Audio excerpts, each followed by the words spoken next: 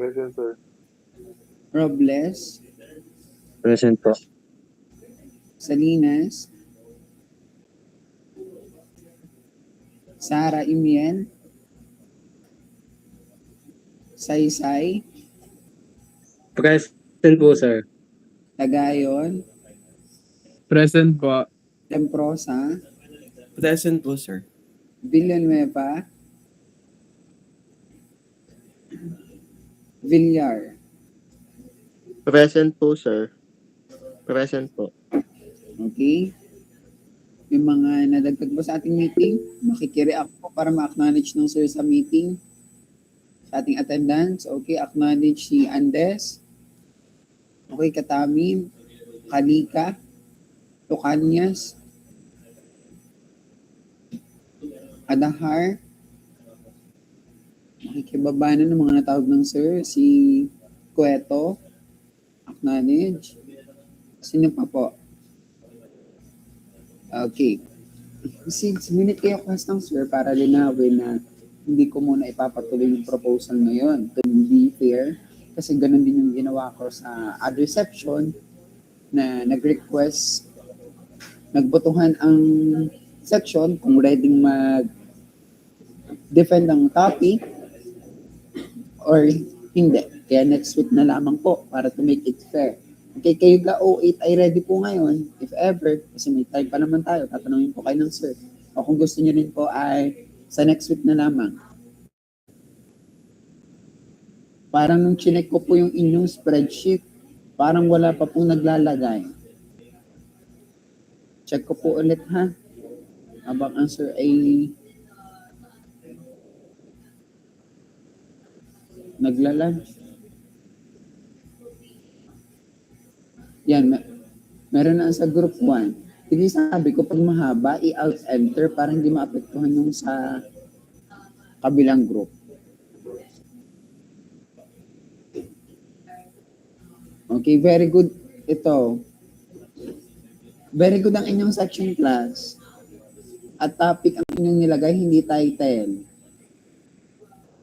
Unlike the other section, yung mga nasa O4, nasa O2, nakikinig ang O8. Very good. Nakakatawa. Maliban dito sa group 5. Title na ito group 5 yung pinopropose.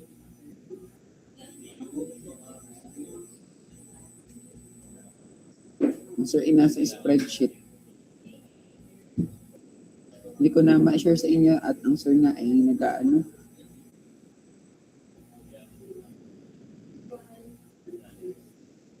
Very good.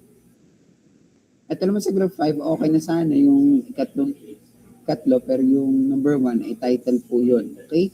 Again, class, lilinawin po ng sir. Excuse me. Ang atin pong gagawin dito ay bubuo tayo ng pananaliksik ha. Hindi pag-aaralan ng proseso ng research. Baka sabihin at isipin nyo na, ay ang sir, paggawa ng research, hindi naman po tinuturo. Hindi po talaga ituturo dito ang pananaliksik kasi ito'y continuation lamang ng senior high school. Okay, class? Nasa application na tayo. Bubuo po tayo dito ng pananaliksik. Okay, hindi ituturo ang mga parts, ang mga proseso ng bawat bahagi. Dito po tayo na mismo ang bubuo ng bawat bahagi. Kaya nga ang sir, sabi ko, I will serve as your facilitator sa pagbuo ng bawat parts. Okay? Baka kasi mamaya sabihin nyo, ay hindi naman dinidiscuss ng sir. Once na-sign na ang syllabus, i-upload ko po ito sa ating G class para makita nyo yung coverage ng ating buong syllabus. Okay? At wala doon para talakayin ang pananaliksik. Okay? Siguro may topic doon na kung saan mga more into concept, pero I think alam niyo na rin po yun. Pero di-discuss din naman po yun ng sir, banda-banda dyan. Okay? Malinaw po, class? Okay. Next week, ang first meeting po natin, kung di ako nagkakamali, ay Monday po. Face-to-face, tama? Okay. Wala pong niliban at po tayo ay gagawin po tayo. Okay? Discussion at activity po tayo sa Monday. Okay? Tapos, Nakita po ba yung mga sinend ng sir na link ng sample ng aking mga handle last year? I-browse po yung Google Drive at yung spreadsheet na sinend ko sa GC ng class representative para maging guidelines po ninyo sa inyong pagbuo. Okay? At paggawa ng topic. Okay? Kasi after natin makapagawa ng topic, okay, halimbawa, ang group 1, itong grupo ni na Erickson, na-defend nila yung 3 topic sa akin yung pinopropose. O papipiliin ko ng isa, kapag sila nakapili na ng isa, hindi po sila lalabas sa meeting nang hindi po namin nagagawa ng title. Okay? Pagka-defend, pagka-propose ng isang topic, gagawa na po namin ng title bago ko papasukin yung next group. Ganun po yung magiging setup po natin sa ating pagpo-propose. At kapag tayo nag-propose, hindi na po kailangan ng presentation. I-share lamang itong ating spreadsheet para nakikita. Okay, malinaw po klase, totoo 8.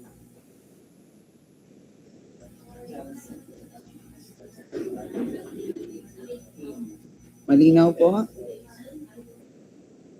Sana ay nakikinig class at sa mga susunod na linggo tayo po ay propose na. Okay? Ituloy ang gawain. Ibinibigay ko yung mga ilang minuto pa natin natitira para kayo mag-brainstorm as a group.